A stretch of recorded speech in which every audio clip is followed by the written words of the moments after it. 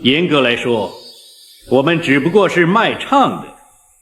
一曲肝肠断，天涯何处觅知音啊，这个就叫专业。为什么说只有星爷功夫中的天残地残悟到了独属于中国人的装叉最高境界？那就是人可以很坏，但是一定要够文雅。只要一提到中国功夫，90%第一个想到的绝对是他。可任谁都没想到，在功夫上映时，由于其无厘头的元素，遭到了各种谩骂和打压。截止2015年，这部影片还维持在6分，可现在却直飙到8.8分。而他之所以可以经得起时间的考验，我想不仅是因为他的无厘头，更是他描述的任何一个大小人物都有属于自己的故事。其中以老冯出现的鳄鱼帮帮主就是个经典案例。我做什么生意都不会做电影，星期天电影院一个人都没有。这绝对是老冯的巅峰名场面，万万没想到，仅靠在星爷电影里客串了几分钟，所留下的印象竟比以往演过的电影深刻100倍。还有谁？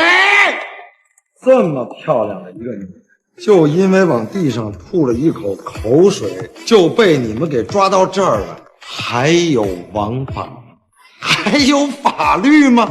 老冯出场就让他给装到了。身为鳄鱼帮的帮主，老冯可以说是嚣张跋扈到了极点。为了救自己的女人，他带着4名小弟闯进警察局，大闹一通。你们局长都得给我们鳄鱼帮面子，要不然他就当不了这个局长。你他妈的不认识我！在警察局撒完野后，老冯就带着女人走了出去。然而他这个角色出现的意义，就是为了给斧头帮做铺垫。他们还没走出多远，就听到远处传来一阵脚步声，接下来给了老冯一个下半张特写的镜头，光从嘴部动作就可以看出他的恐惧。反应过来的他立马让大伙回到警察局去，可这时有2个小警员却出来将门关上。为什么警察局反应如此迅速？因为斧头帮很有可能就是局长搬来的救兵。注意看老冯带着人出去时，局长关门时的表情，他无比淡定却胸有成竹。正常来说，有人来闹事儿，他应该是恐惧或是生气，但他没有，这就说明他已经计划好了如何对付鳄鱼帮。片刻后，穿着西装打领带的斧头帮出现在了视线中。老冯本想放烟花摇人，斧头帮的帮主琛哥却说道：不用发了，乡巴佬，你打警察的时候，你的小弟已经全都被我搞定了。今晚注定是鳄鱼帮的灭顶之灾。老冯怒吼一声要和斧头帮拼了，谁知他们还来不及有所动作，斧头帮直接开枪将老冯的小弟打死，而老冯也被琛哥砍断了小腿。随后琛哥迈着魔性的步伐来到老冯面前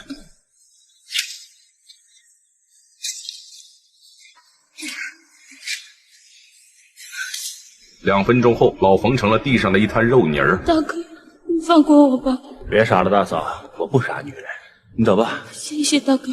然而他还没有走出去几步，琛哥就一枪把他崩了。要想江湖地位稳，做人就必须带点狠，这就是琛哥年纪轻轻就能坐上斧头帮一把手的原因。斧头帮就是凭借着这种心狠手辣不断成长，他们杀的人越多，帮派也就越发的壮大。可谁都没想到，称霸一方的斧头帮居然败给了一个毫不起眼的贫民窟，这就是猪龙城寨。镜头里出现的第一个人是苦力强，他一次性能扛6、7袋大米。接下来的一个长镜头就是围绕包租公展开的。他在阿鬼的店里吃饱喝足后，就让阿鬼来算一下自己吃了 how much。阿鬼也是个会做生意的，立马告诉包租公不用给钱啦，我回去了，跟老婆商量一下，减你的租金。随后镜头便以包租公的视角展开，他一路上都在调戏自己见到的每一个人，就连裁缝阿胜也遭到了他的咸猪手。这时试完衣服的龅牙珍从里面走了出来，包租公见状立马上前调戏他，2个人一路嬉戏打闹走出了裁缝店。这时正在洗头的二愣子突然发现停水了，于是他就冲着楼上喊道：包租婆，包租婆，为什么突然之间没水了呢？包租婆愤怒地从2楼冲下来，接着又是一个长镜头。包租婆下来之后怼天怼地怼空气，将在座的各位全都痛骂一顿，特别是那些欠了他租金的，更是被骂得狗血喷头。这时包租公又转换阵地，来到女浴室偷看别人洗澡，被包租婆逮了个正着。下一秒包租公就被包租婆从2楼扔了下来，顺便还护送了一盆盆栽给他。为了确定包租公还有没有气儿，二愣子捡起一根棍子戳了戳他。别闹了。众人见他还有气儿，便四散开来，大家都习以为常。接下来就是主角登场的镜头，阿星和小胖迈着6亲不认的步伐出现在猪龙城寨。他们本想打着斧头帮的名义，在二愣子的理发店讹点钱，没成想二愣子不光理发技艺十分高超，还是个硬骨头。猪龙城寨的居民十分团结，一见二愣子被欺负了，他们便成群结队的围了过来。此时的阿星已经有点怂了，但他嘴上依旧不肯服输。那就是没得商量。好啊，江湖规矩单挑啊，就是一个对一个，谁也不想犯规啊。随后阿星便欺软怕硬的挑了个大婶，拿出那个大婶出练。谁知大婶也不是好欺负的，他一拳就把阿星打到吐血。眼见打不过大婶，阿星重新挑了个矮个子，怎料对方站起来竟是2.5米的大高个。阿星一看又怂了，于是盯上了一个老头。戴眼镜那个老婆那么拽，出来。我不是叫你呀，老伯啊，我是叫那个小鬼。小鬼，忍你很久了，出来！谁知下一秒，小鬼就露出了彪悍的肱二头肌。阿星这才反应过来，这里到处卧虎藏龙，自己一个也打不过，于是单方面取消了决斗。结果一转身碰到了包租婆，他勒索我。哦，肥婆，负责人就是你是吧？肥婆了，哎，斧头帮啊，斧头帮啊的大哥。哥了，但是一瞅猪队友小胖这会儿跟里面睡大觉，阿星挨了包租婆9981一下之后，从口袋里掏出个摔炮，装模作样的表示自己要召唤斧头帮的兄弟了。一支穿云箭，千军万马来相见。说罢，他就将摔炮扔了出去。随后，斧头帮的二当家居然真的出现了。不幸的是，他帅气的发型被阿星炸成了鸡窝头。二当家质问谁扔的炮仗，却没有一个人承认。二当家带着斧头帮小弟逼近猪龙城寨的居民，一股黑云也随着向他们逼近过来。镜头语言艺术在这一刻完全拉满，表示猪龙城寨的居民将受到斧头帮的压迫。而第一个逃跑的人就是包租婆，他一口气跑上2楼，并跳上床，用被子将自己捂得满钉的。也想勒索我怕。二当家拿出斧头，打算给二愣子一点血的教训，不料眨眼间他就以一个极其诡异的姿势躺在油桶里。究竟是谁把他踢进油桶的？从镜头里我们可以找到答案。注意看，二当家动手之前，苦力强还站在二愣子身后，而他飞出去之后，苦力强也不见了。所以踢飞二当家的人大概率就是苦力强。苦力强踢断了二当家的某个部位，为了找回斧头帮的面子，二当家只好让小弟放烟花摇人。片刻后，琛哥带领大部队赶了过来，猪龙城寨要彻底遭殃了。居民都被斧头帮的人控制住，却没有人愿意交代出究竟是谁打伤了二当家。于是琛哥就用一对母子的性命来威胁他们。危急时刻，苦力强站了出来，是我做的。随着琛哥一声令下，穿西装打领带的小弟举起斧头就向苦力强砍了过去。怎料强子也是个隐藏高手，他的绝招便是12路弹腿，脚力强劲，进可攻退可守，来一个踹飞一个。但斧头帮毕竟人多势众，很快苦力强就被团团围住。这时另一个高手也出手了，他就是娘娘腔裁缝阿胜。别看阿胜平时娘娘腔，动起手来一点不落下风，他的绝招就是铁线拳，刚柔并济，无懈可击。打斗间，铁拳和斧头擦出了火星，苦力强和阿胜并肩作战，他们背对背对视一眼之后，仿佛都在跟彼此说，原来你也是隐藏的高手。眼看打不过二人，斧头帮的小弟纷纷将后备箱的枪拿出来。这时第3个高手阿鬼看到他们的举动，知道自己该出手了。他使的是一招五郎八卦棍，八卦棍挥舞的虎虎生风，枪支被阿鬼挑飞，3人并肩作战，很快就让斧头帮的小弟躺倒了一片。猪龙城寨的危机就这样被化解了，而假冒斧头帮小弟的阿星和小胖就惨喽，毕竟没有他们就不会生出这场祸端。所以琛哥把2个人绑了起来，关进铁笼里。没成想阿星竟是个开锁大师，在琛哥甩出斧头砍死他之前，居然将锁给解开了。看见阿星从铁笼里滚了出来，3当家觉得阿星有点意思，决定再给他个机会，只要3秒之内他能将小胖的锁也解开，就放了他们。阿星还真在3秒钟之内将锁解开了，真有两下子。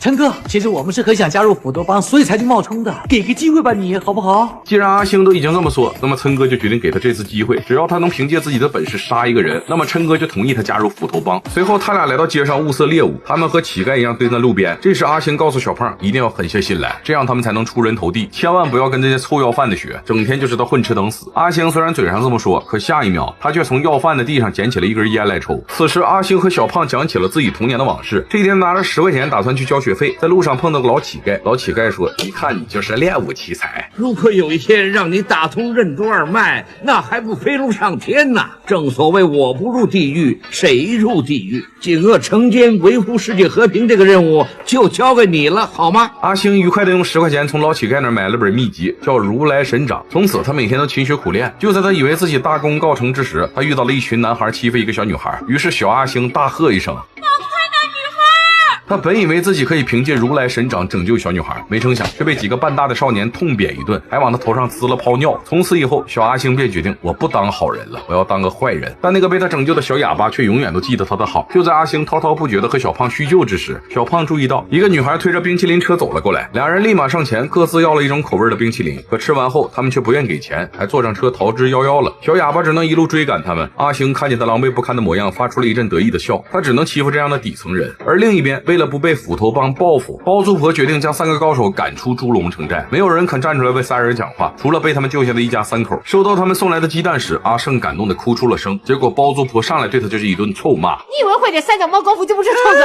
哎呦，灰姑姑也不是罪呀！你一天是兔子，就一辈子是兔子。你看你里面穿条红底裤，白里透红，都紧了没有？当心露出来呀！就在包租婆还滔滔不绝的骂人时，阿星却将他当成了刺杀杀的对象。只见他拿出一把小匕首，瞄准了包租婆，怎料小刀飞到墙壁上，一个回弹刺中阿星的肩膀，身受重伤的阿星只好让小胖继续刺杀。小胖看都没看，就将小刀撇到他另一边肩膀上。阿星鼓励小胖再接再厉，这次小胖倒是砸中了包租婆，但他的刀子却插进阿星的手臂里，所以甩在包租婆脸上的只有一柄刀把。包租婆发现了二人，情急之下，小胖只好将关着蛇的铁笼举了起来，并威胁包租婆不要过来。没成想一个不留神，蛇居然全部掉到阿星身上。小胖建议阿星吹口哨来驱赶蛇。我不会再信你了，再信一次。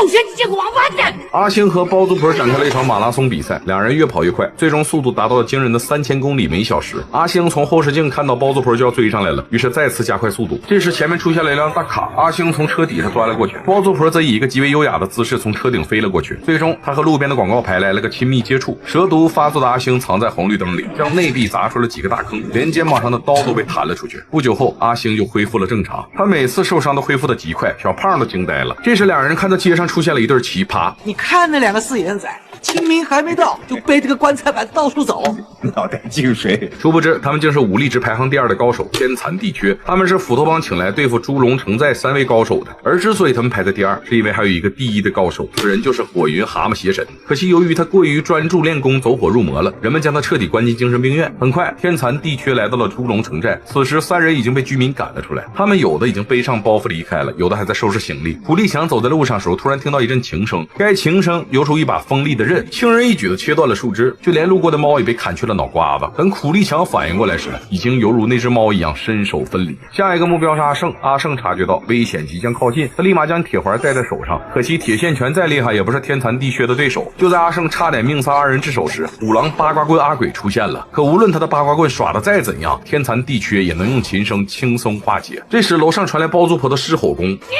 再吵了！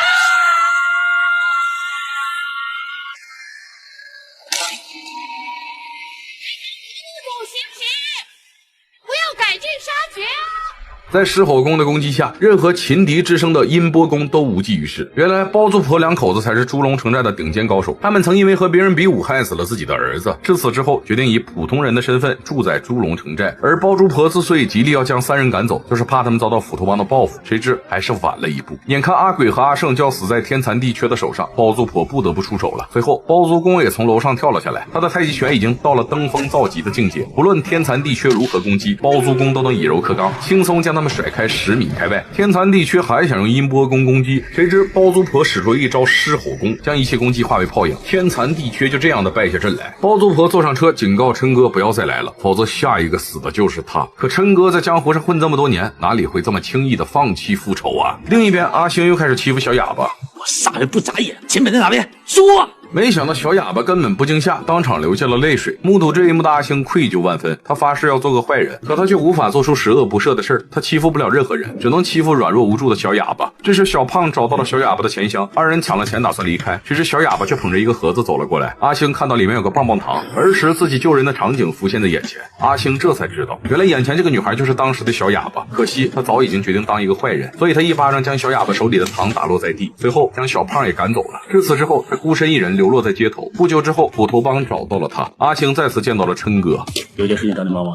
赴汤蹈火啊，琛哥！琛哥想让阿星用超高的开锁技术将关在精神病院里的火云邪神给救出来，只要他完成这个任务，就能加入斧头帮。阿星自然什么都愿意干。很快，他就来到精神病院，将火云邪神救了出来。但火云邪神的形象和传说中的不太一样，他竟然是穿一个裤衩拖鞋的秃头老汉。琛哥怀疑他们救错人了，直到火云邪神给他们表演了一出徒手接子弹的绝技。天下武功，无坚不破，唯快不破。大家这才相信他就是天下1等1的高手。琛哥带领着全体斧头帮小弟向火云邪神致敬，接着火云邪神便一脚踢开了一条通道。原来包租公和包租婆已经在隔壁等候许久，他们是来找琛哥报仇的。可现在有了火云邪神的鼎力相助，琛哥自然无比嚣张。你做出头鸟是吧？不要误会，我只是想打死2位，或者被2位打死。